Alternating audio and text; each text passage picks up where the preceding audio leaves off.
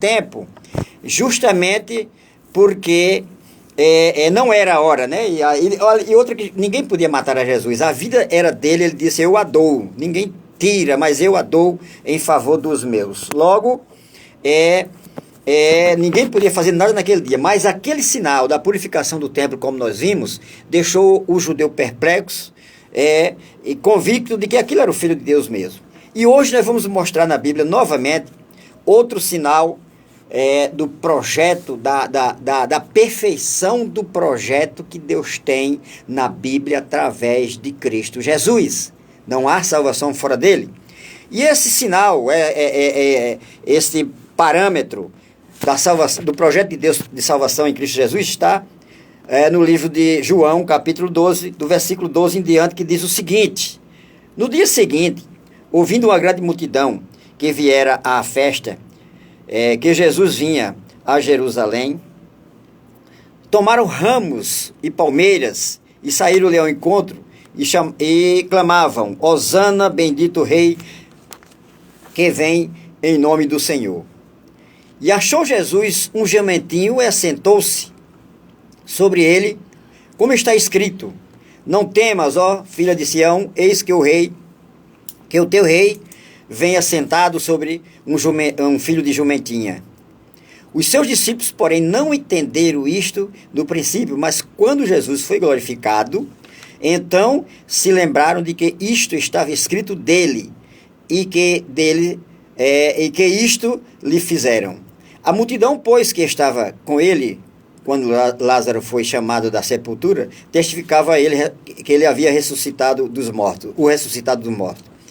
Pelo que a multidão lhe saiu ao encontro, porque tinha ouvido o que ele fizera este sinal. E qual é então o sinal, a promessa, a profecia que está aqui contida dentro do Evangelho de João, capítulo 12 até o 18? Meus amados, o versículo 14 diz o seguinte: achou Jesus um jumentinho e assentou-se sobre ele, como está escrito: não temas, ó filhas de Sião, eis que o teu rei vem assentado sobre um filho de jumentinha. Ora, isso está escrito em Zacarias 9, cujo versículo leio agora: alegra-te muito, ó filha de Sião, exulta, ó filha de Jerusalém, eis que o teu rei virá a ti, justo e salvador, pobre, montado sobre um jumento, sobre um asninho, filho de jumenta. Olha, meus amados irmãos, meus amados ouvintes da palavra de Deus, este era um dos sinais que a Bíblia no Velho Testamento se referia a Jesus. O profeta Zacarias estava falando justamente sobre Jesus. E que Jesus, ele mesmo diz, o Salvador, o protetor, aquele que há de promover o chamamento de todos quantos forem alcançados por esta palavra.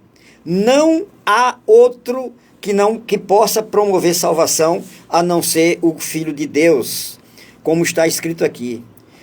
Contudo, o que pode nos acontecer é que nós talvez não estejamos, as pessoas não estejam entendendo o plano de Deus para a sua vida, porque muitas vezes a Bíblia requer um certo conhecimento, um certo estudo, uma certa preocupação com aquilo que está escrito. E muitas vezes você não tem feito isto, mas eu estou lhe convidando para ser um leitor assíduo da Bíblia.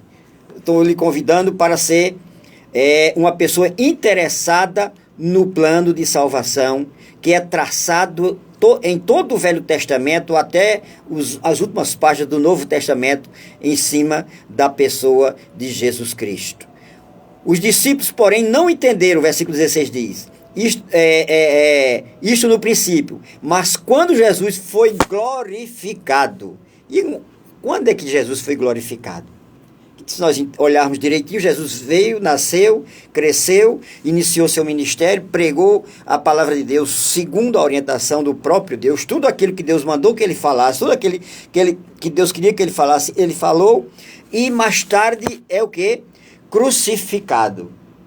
pregado numa cruz. Mas aí, justamente, meu irmão, meu amado ouvinte, aí está a glorificação de Jesus. A maior glória de Jesus era morrer pregado numa cruz, era verter sangue num madeiro, era derramar a sua vida para que pudesse alcançar a mim e a você e a todos quantos se dispuserem a receber a palavra de Deus. Agora, a própria Bíblia diz que é necessário que a gente, que nós, que eu e que você,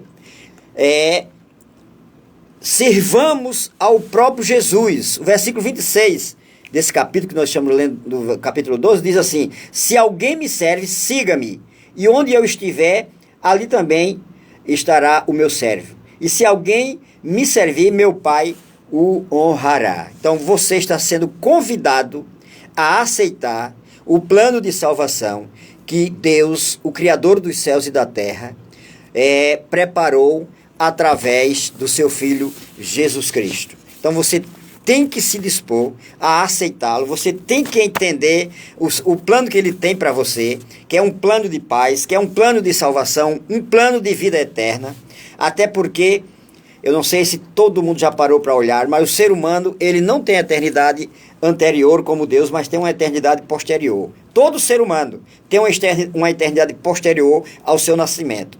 Ninguém depois da morte se acaba, se dilui, se evapora, se destrói. Não. Preste atenção. Depois que morremos, diz a Bíblia, segue-se o juízo. Depois que nós morremos, entramos no outro estágio de vida. Não acabou a vida na morte. Há alguém que vai para a eternidade, para morar nas mansões celestiais. Há outros que vão para o juízo eterno. E Jesus fez justamente por isto. Preocupado com a vida pós-morte, Deus traça todo um plano de salvação através do seu Filho, mandando profetas, mandando pessoas pregar o seu evangelho. Depois, por último, manda o seu próprio Filho, o que veio para Jerusalém, o que veio para Israel, nasceu, cresceu, pregou a palavra para o seu povo e preparou uma igreja, preparou apóstolos e discípulos para pregarem essa palavra para os seres humanos posteriores à sua assunção para os céus. Porque Deus está preocupado com essa vida após a morte. O homem, o ser humano, não acaba. O espírito continua vivo. Agora, onde é que você vai viver? Você já pensou nisso? Você já pensou onde estará depois que você fechar os olhos? Depois que deixar esse mundo? Para onde você vai? Se você aceitar o plano de salvação que Deus, o teu Criador, preparou para ti, certamente essa palavra que dá sinais de ser de Deus indubitáveis, certamente te garantirá que tu vai morar nas mansões celestiais eternamente.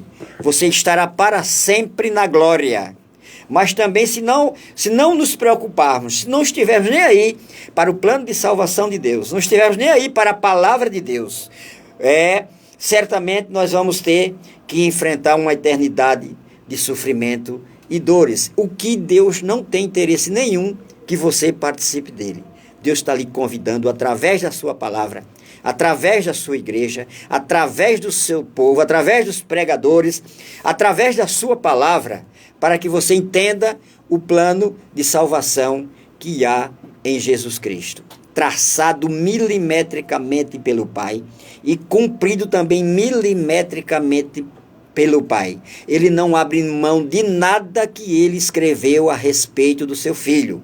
Quando essa palavra de Zacarias se cumpre aqui no capítulo 12 de João, ele está dizendo que também vai se cumprir tudo que ele tem prometido, tudo que ele tem traçado para você através de Cristo Jesus. Isto é, Jesus veio, montou num jumentinho, Jesus veio, padeceu, sofreu, derramou sangue, porque não há remissão de pecados sem sangue, ressuscitou ao terceiro dia, e diz a Bíblia que todos quantos esperarem a ressurreição, crerem na ressurreição de Cristo, certamente estão esperando a volta dele para o levar para a eternidade. Há uma morada celestial, há uma nova Jerusalém.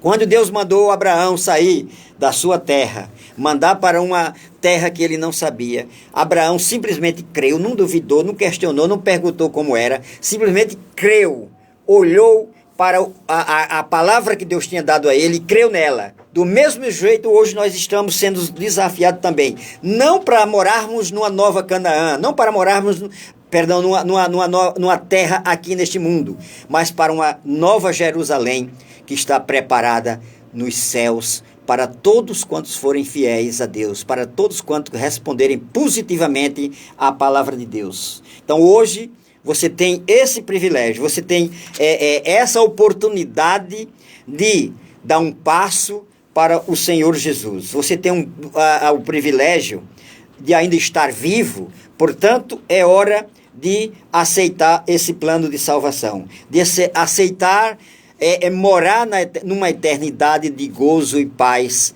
para a sempre. Morar na terra prometida, morar nas moradas que Jesus disse que estão preparadas para todos quantos crerem na palavra do Pai. Até porque ele diz aqui no capítulo 12 ainda, ele diz que tudo que eu digo, Jesus dizendo a esse povo nesse momento, tudo que eu digo foi o Pai que me instruiu, foi o Pai que me ensinou, portanto eu não falo de mim. Jesus está pronto para receber você e conduzi-lo para uma eternidade. Que Deus te abençoe e que você possa aceitá-lo, que você possa servi-lo, ter cuidado na sua vida futura através dessa mensagem da palavra de Deus, o projeto que Deus tem para você.